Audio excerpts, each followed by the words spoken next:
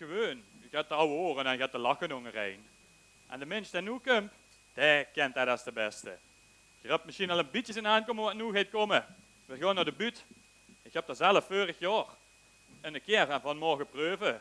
En daardoor weet ik wie ongelooflijk knap het is dat deze mens hier ieder jaar weer klaar werd te staan met een hagelnieuw buurt. Ik ga de buurt vrijmaken voor 2 hoeben en een misselijke poet.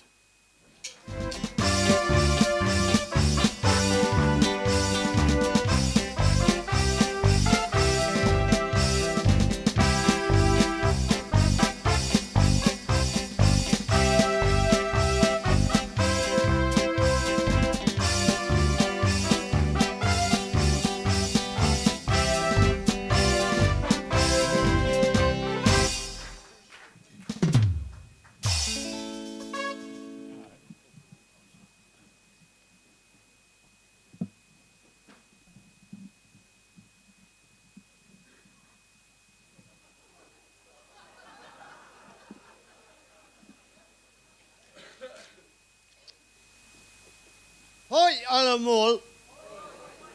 Ik zeg hoi allemaal. De man heeft gezegd, als ze klaar is met een spreekbeurt, komt ze onmiddellijk naar huis, want oma komt op bezoek. Ik zeg, komt die alweer? Die komt iedere dag. Ja, oma zoet zich toch geer? Ik zeg, ik zie oma niet zo geer, want die is nog niet binnen. En dan zegt ze al, wat er weer.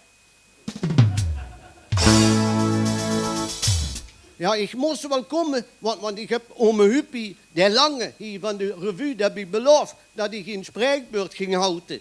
Zeg, dat doe ik wel, ome Hup, want de helft van die lui die naar de revue komen, zijn allemaal zoeplap. Foei tjukken zetten, dat mag ze niet zeggen. Zeg, sorry meneer Hup, de helft van die lui die naar de Houtemse revue komen, zijn geen zoeplap.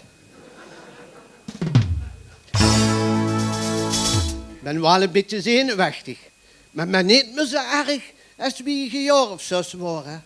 Als ik toen voor de klas stond, dan poepte ik in mijn broek. Zo erg zenuwachtig was ik. Ja, echt waar is de man met mij naar de psychiater moeten gaan. Ja, en wie ik daar een stuk of 3 keer was geweest, toen zei de meester op school, en tjeuken, poep ze nu niet meer in de broek. Zeg ik, jawel, maar ik ben niet meer zenuwachtig.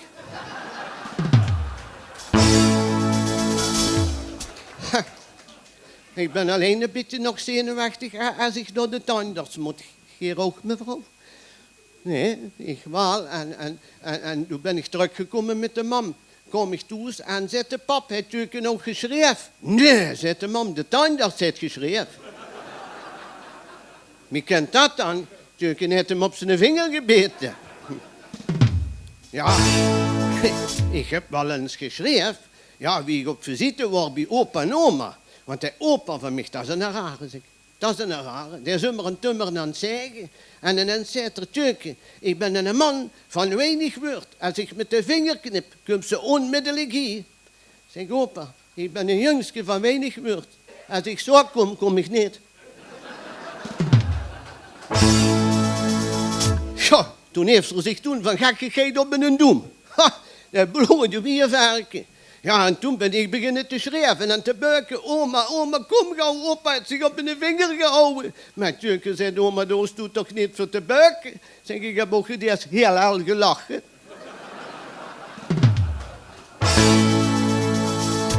Ja, en toen heeft er een lat gepakt, heeft er me heel hard achter op mijn voet gehouden.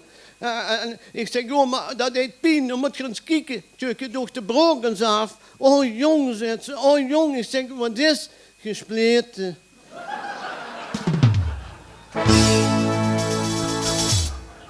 Ja, oma die vroeg me ook gedumme van de voeten. Ik heb zo'n leuke juffrouw op de school. Zeg, ja, een heel leuke juffrouw. En opa weet ook al waar die woont. Wie opa weet waar die woont? Ja, ik zeg, wie opa me goed de school heeft gehaald. Toen zei er tegen mij, jong, die juffrouw van dich, die hadden een behoorlijke schone voorgevel.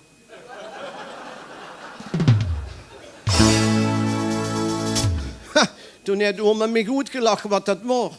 Nou, ik koos de ogen niet meer van de juffrouw afhouden. Hè. Als die me voor me aan de tafel stond, keek ik die recht in de voorgevel. Hè. Dan zegt ze, Tjukke, daar mag je niet zo naar kijken. Dan krijg je de linkste. Zeg, en wekker het aan de rechtste. Oma die vroeg me, die leert me ook alles. Hè. En die vroeg zo veel, Tjukke, kent ze ook al zwemmen? Zeg, ja. Hoe heb ze dat dan geleerd? Ik zeg, in het water. En Tjukke, als ze moest hoosten, moest een hand voor de mond houden. Zeg, dat hoef ik niet. Waarom hoost ik dat niet? Zeg, mich vliegen, dat dan niet doet de moel.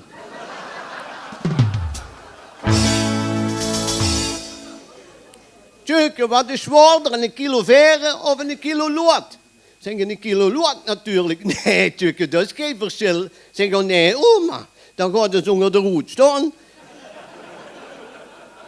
Dan ga ik een kilo veren omleggen op je kop. En dan een kilo lood. Toen heeft oma geschreven. Nou, zeg. Maar, wat heeft hij toen geschreven? Die zei, zo, dat kan ze toch niet doen, zei de man met oma. Die kan ze toch zomaar niet kop in bezorgen. Oma deed toch alles voor die is toch heel lief. Die brengt zich toch ook altijd cadeautjes met. Zeg, cadeautjes? Cadeautjes? Mijn lief Lu, zal ik eens laten zien wat die me heeft metgebracht, die oudtas.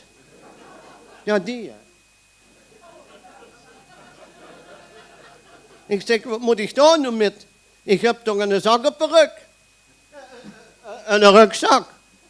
En zei de opa, jong, zegt er, daar kan ze zilverpapier in gaan sparen. Ik zeg, zilverpapier? Ja, dat wil toch een broertje of een zustertje? Opa en oma, papa en mama hebben geen centen om voor een kindje. Dan moesten ze met zilverpapier sparen. Zeg, dat is het van Brugger, van opa, maar ik heb ook gespaard, moet je maar kijken. En nog een nieuw kindje, hè. Dat is allemaal kwats van Brugger. De opa wil me gaan wijs maken. Hè. Want ik ben op de zolder geweest. Dat van Sinterklaas. Dat is ook allemaal niet waar. Die maken me dat allemaal wijs. Want ik heb de staaf gevonden in de meter. En dat is allemaal gaat van de pap. En de nooievaar, dat is ook gaat van de pap. Want die kindjes, zeg ik, die komen niet met de nooievaar. Die werden geboren. En dat boren, dat vind ik ook nog wel.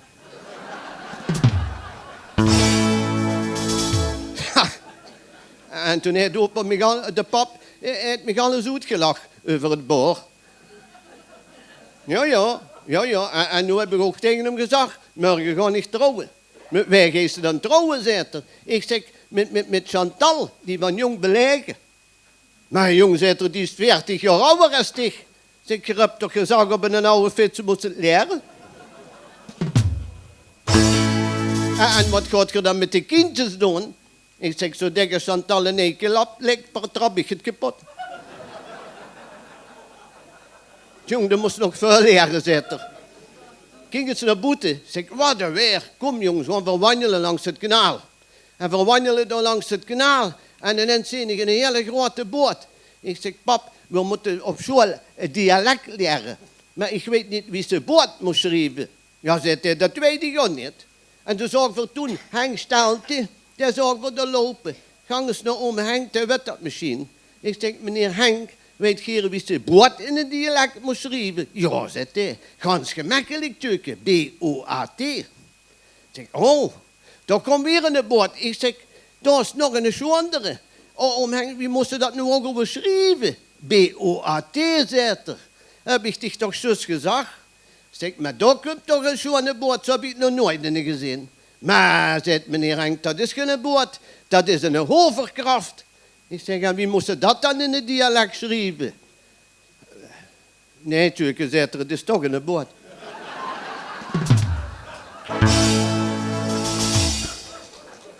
Ja, en zo woordjes, daar ben ik niet zo goed in. Maar lettergrepen, dat vind ik wel leuk. Want de meester, de houdt beloof, die de schoonste bloem kan opnemen met de meeste lettergrepen, die krijgt van mij een eesje.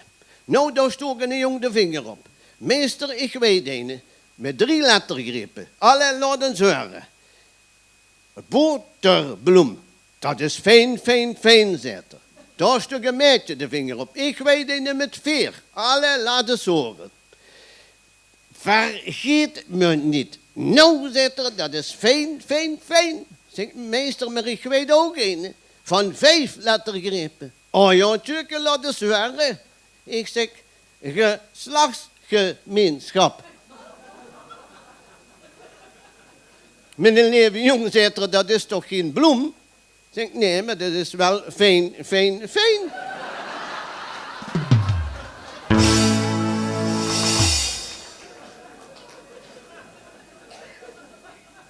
Ja, de pap heeft het me goed uitgelachen.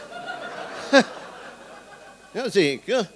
Maar ja, op een gegeven moment heeft de meester mij bij de horen gereden en op een gang gezet. Hè. Ja, dan heb ik dat tegen de pap gezegd. Zeg, pap, de meester heeft me aan de horen gereden. Jongen, zegt er, die zal ik kriegen, dat deed hij niet meer. Die drukt ik morgen niet meer aan de horen. En toen heeft de pap me achter op de fiets gezet en met me naar de kapper gegaan en alles afgeknipt.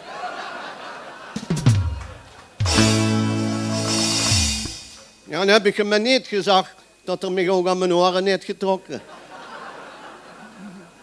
Ja, dan kun je met lachen, maar ze geen oren hebt, dat ziet gek goed. Want bij ons in de straat woonde een man, die heeft geen oren. En toen zei de pap nog tegen me, als voor de mens tegenkomen, zei ze niks van die oren, hè. Ik zeg, nee pap, dat zeg ik toch niet. En ze moeten het zo zien, we gaan de straat op, komen we hem tegen. En dan zei de man tegen mij, wij best, ik zeg, ik ben tjuke. Luister zo goed naar de pap. Zeg, ja, ik heb nog heel goede oren.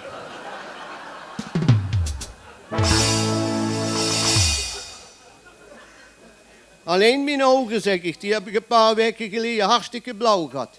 2 blauwe ogen, wie kent dat dan? Ik zeg, ja, in de kerk was ik. En dus in de vrouwke voor mij, die steeds rechtop zinnig, dat die het kleed midden tussen de batsen net klem zitten. Ja, toen dacht ik, zak, tek dat route. Draait die zich om uit zijn op een oog. Maar wie kent dat andere oog dan ook blauw wordt? Zeg, ja, ik dacht dat die dat niet ging houden, heb ik het weer teruggeduwd.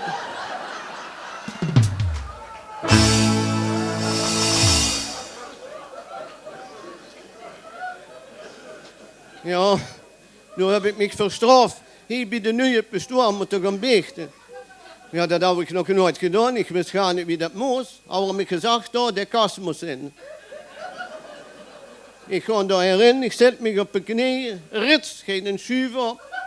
Niks degene met een oor tegen een plank aan. En hij zegt, ik luister. Dat zeg ik ook. Eruit, lummel. Ik de beekstoel aan de andere kant weer erin. Zet me op mijn knieën. Rits, geeft weer een schuif op. Niks degene met een oor tegen een plank aan. En zegt, ik luister. Zeg ik ook. Jij bent dezelfde van daarnet. Zeg, doe toch ook.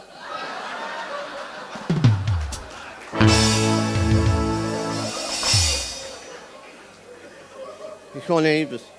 Ik ga weer terug naar de mam. Want volgens mij is oma weer bij mij thuis. Maar ja, eerlijk gezegd, ik zie oma toch wel een beetje geer. Ook al zei hij iedere keer, wat en weer. Allah.